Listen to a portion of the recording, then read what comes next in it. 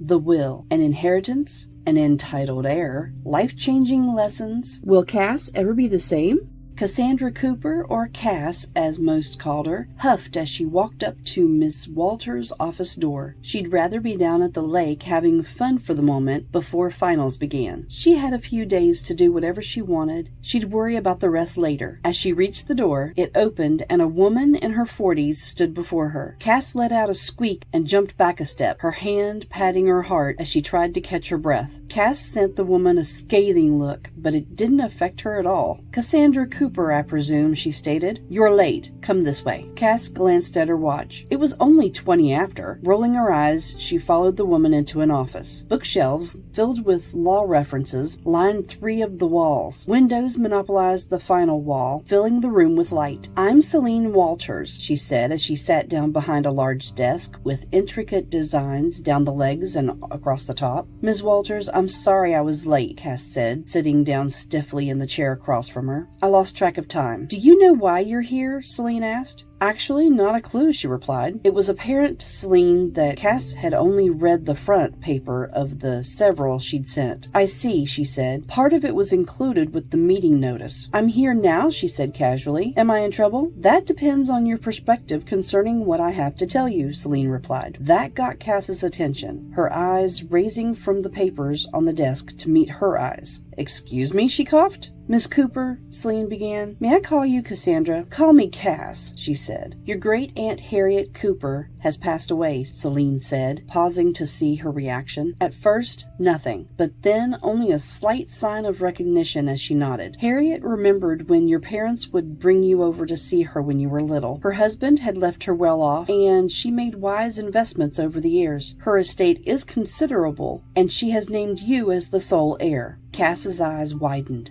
How much are you saying is considerable? She asked, her voice strained. Celine wrote the value of the estate on a piece of paper and slid it across the desk with a frown. This girl was all she'd heard about, plus a lot more. Celine was not impressed. Goodness, Cass whispered, her eyes gleaming as she looked at the outrageous number. There are conditions to the will and inheritance, Celine said, causing Cass's face to crash and her eyebrows to raise. If any one of these are not met, all the assets will be sold and the proceeds given to charities. What are the conditions? She asked skeptically. There aren't too many, Celine smiled. You'll need to live in the house for a full year. It was her hope that you would like it here and stay. You're to talk to a counselor about your career choices. She also wanted you to narrow down your career options to your 2 top preferences. She was very involved in local charities, and you have a certain number of hours to volunteer in the year. While here, you're to conduct yourself as if Harriet were still here, as a sign of respect. She was very well liked, loved even. People always love those that have money, Cass mumbled. You'd be surprised what money can't buy, Celine said. Cass seemed to have tuned out the conversation at that. After signing papers for the next 10 minutes, Celine set the keys on the desk. Would you like me to show you the house? Asked Celine. If you'll give me the address, I'll find it, she replied, trying to keep her voice polite, but her face showing her growing irritation. With the hint of a smirk, Celine wrote down the address, sliding it to her across the desk. If you need anything, my number is, Celine began. Doubtful, but I see it on here, Cass said, standing and walking out without even a backward glance. Nice to meet you too, Celine said dryly to the empty room. I'd love to be a fly on the wall of that house. She began to chuckle as she started working on some paperwork. Cass found Harriet's house easily. Her eyes widened slightly at the sight of it. Only slightly larger than a typical home, it was on the older side, but seemed in decent condition. Sighing, she parked her car in the driveway and headed up to the front door. When she opened the screen door, the interior door slowly opened. Whoever was here last must have forgotten to lock it, she thought. Nothing looked disturbed. The neighborhood looked safe enough. She was glad for it at the moment. Inside, it was very clean, and everything was in its place. Her nose wrinkled slightly at the dated furniture and old-fashioned decor. She wasn't sure how long she could put up with it all. In the kitchen, it looked like it was from the 1980s. Definitely retro. She wondered if anything even worked. She did notice that there wasn't a dishwasher. Sighing, she grumbled about hating to wash dishes by hand. Systematically, she went through the whole house. She even peeked up into the attic. As she went around, there was a handful of memories that surfaced. changed. Most were good from when she was younger. She didn't even realize that there was a hint of a smile on her lips as she walked out to the car to bring in her luggage, books, and tech. She didn't notice that the curtain in the master bedroom moved slightly as she moved in everything to the living room. When the car was empty, she began to find a place for her belongings. Looking around for her laptop, she couldn't find it. Checking her car, it wasn't there. As she glanced around, she found it sitting on the desk in the office. Confused, she didn't remember putting it in there. Blaming the stress of the move, she decided to take a power nap so she could study for her finals the next week. As the end of her first year of college came to a close, she'd prepared slightly for the end-of-the-year exams. All of the stress had her misplacing her things a lot more often. Her energy drinks and her phone were the items she couldn't find the most. They'd turn up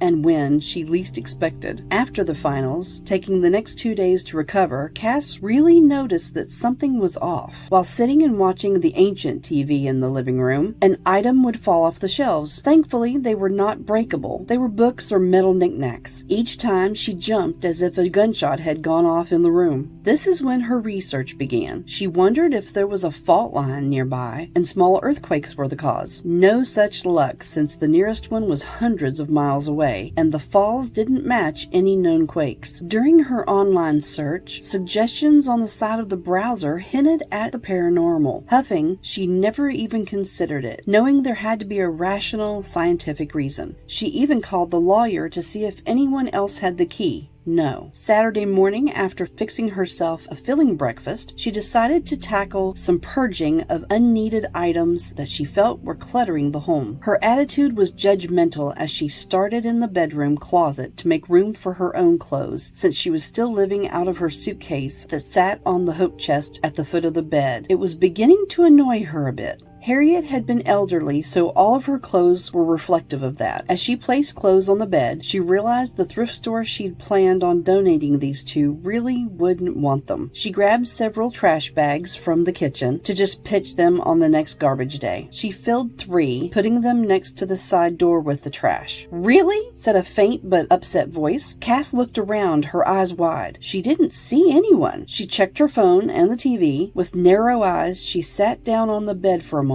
Why did that voice sound so familiar, she thought out loud. This place is driving me nuts. Don't blame the house, dear, said an echoey voice off to her left. This time, though, a semi-transparent image of her great-aunt stood there with a displeased expression on her face. "Aunt Harriet?" Cass whispered. "This can't be." Her ghostly form scowled as she came within inches of Cass's face. "Just because you don't understand something doesn't mean that it isn't true or real," Harriet said pointedly. "I'm disappointed in you, my dear. If that's the case, then why leave me everything?" Cass retorted, her expression turning hard as the shock faded and her anger bubbled up. "I've kept track of you, young lady," she smirked. "You were such a sweet child. Your visits brightened my days. Then you began to become so self-centered. I thought it was just teen hormones, but I learned how your parents spoiled you to no end, and it all fell into place. You became the entitled brat. I wanted to help you." "This is idiotic," Cass said, standing. "This can't be real." With that, she walked out and left the house. When Cass finally returned, it was dinner time. She had picked up some Chinese takeout. Her day had been spent at the library as she immersed herself into the world of the paranormal. She'd also called her parents, who were apparently irate that she was Harriet's sole heir. Their reaction gave her pause. When she told them about the conditions and it all going to charities if she didn't meet them, they went silent and ended the call soon afterward. For the first time ever, she had been oddly relieved to get off the phone with them. An odd gnawing feeling began in her stomach. She didn't like it. As Cass sat eating at the dining room table, she looked up to see Harriet's ghost standing off to the side, watching her intently. Smiling slightly, Cass continued to eat since she was almost finished. Harriet's brows rose as she glided nearer. Once done, she took a deep breath and looked at Harriet directly in her semi-transparent eyes. "Tell me why you didn't leave anything to my parents, please," she requested. a little humbler than she'd ever been. Harriet sighed and pretended to sit in the chair nearest her. The main reason is that they'd already received whatever money they were going to inherit when I was alive, she frowned. You came around so much as a kid because I was their ATM back then. During your last visit, I told them it would be the last handout, so they told me to enjoy my last visit with you. They never brought you back. Harriet looked down at the floor. I see, Cass said, not really shocked by that revelation. I missed you quite a bit and even considered changing my decision so I could see you. Harriet looked up. By then, they moved away, and they changed their contact information. Once you were older, I had my lawyer keep tabs on you. I'd hoped you wouldn't be like them. I guess I took after them more than I realized, Cass admitted. I talked to them on the phone today. They're upset you left it all to me. So that's why you didn't react when I told you, she said. They started showing cracks in their image when I was a senior in high school, she admitted. I didn't realize it for what it was, though, until now. They wanted me to go straight to a paid job. My grades made me eligible for scholarships and grants. They let me go when I told them I'd make more money with a degree. They aren't happy with this situation. Cass went silent, staring at the empty food boxes. What are you thinking? Harriet asked. I'm dead, not a mind reader. Cass smiled sadly. I'm so sorry for what they did, she admitted. All these years, we missed out on so much. Now you're gone. An actual tear slid down her cheek. Harriet couldn't help it. She began to laugh. Confused, Cass stared and blinked at her. Oh, my Cassie, she chuckled. I may be dead, but I'm far from gone. That's true, she said, a smile brightening her face. I like that. Cassie, we have time to make up for everything. That's what you want? Harriet asked. Absolutely, she responded immediately. Maybe I should take the next year of school off. Absolutely not, her great aunt said with a sharp tone. If you stop, it'll be hard to go back. Trust me, I know. I stopped after several years and I never went back. All right, she promised. I'll finish or die trying. Harriet chuckled at that. Then we could haunt this house together forever, she said. Or my parents, suggested Cassie. It'd be fun. Harriet nodded, even as she laughed. Over the summer, Cassie worked harder than she ever had before. She focused on all the stipulations for the will. She even went to counseling because she found herself falling back into her old entitled thinking at times, which she didn't want to do. Her parents never reached out, and she found she liked it better this way. She had the definite feeling she hadn't heard the last of them, though. One thing that helped her more than she had expected was the volunteering at several of the charities that Harriet had supported. Giving of herself was such a foreign concept at first. These times quickly became one of her highlights of her weeks. Evenings were spent cooking for herself and then having long talks with Aunt Harriet. They grew close during these chats. To Cassie, it was as if she'd been adopted by her and was still actually alive. She was so thankful they had the same last name. She'd even told Harriet exactly that. If ghosts could cry, she would have that evening. When she started dating Ray, a fellow college student that was volunteering at the Humane Society with her, Harriet listened. She actually listened. She found out later that her aunt had actually checked Ray out. When she finally admitted to it, she affirmed he was indeed a wonderful man who cared for her deeply. Once college started again, her second year was vastly different. This year, Cass was a new person, and everyone noticed the change. She and Ray officially became a couple. At first, people were wary, but once they saw her change of heart was genuine, many were drawn to her. She was happier than she'd ever been. She had just finished her second-year finals when she received a call from her aunt's lawyer, Ms. Walters. They'd kept in touch over the last year about the estate and how she was doing meeting the conditions. They'd kept a professional relationship all this time. She wondered if something was wrong. Once she arrived, any concerns disappeared. Celine was smiling from ear to ear. Cassie was enveloped into a tight hug. She jumped back, covering her mouth with her hand. I'm so sorry, she yelped. I didn't mean to get all up in your space. I was just so excited. It's fine, Cassie smiled. What has you so happy? It's your inheritance day, she sang. You fulfilled all the terms of the will. It's all yours now. Would you stay on as my lawyer? Of course, she replied. I'd be honored. I knew you could do it, and Harriet smiled as she emerged from the wall of the law books. Cassie and Celine squeaked and jumped back in surprise. You about gave us heart attacks, Auntie. Cassie sank into the chair opposite the desk and tried to control her breathing. One look at her unrepentant aunt had Cassie giggling. It was contagious, and soon Celine and Harriet joined her. It took a while to calm down and sign everything over legally. Cassie reveled in her wonderful new life for several months before reality decided to rear its ugly head. She was enjoying a rare evening at home, just her and Harriet. Cassie was talking through what second major she was interested in. She wanted to decide soon. Just then, there was a loud knock at the front door. Cassie wasn't expecting anyone, so she checked the security system she'd recently installed. It was her parents. Closing her eyes for a moment, she took a deep, calming breath.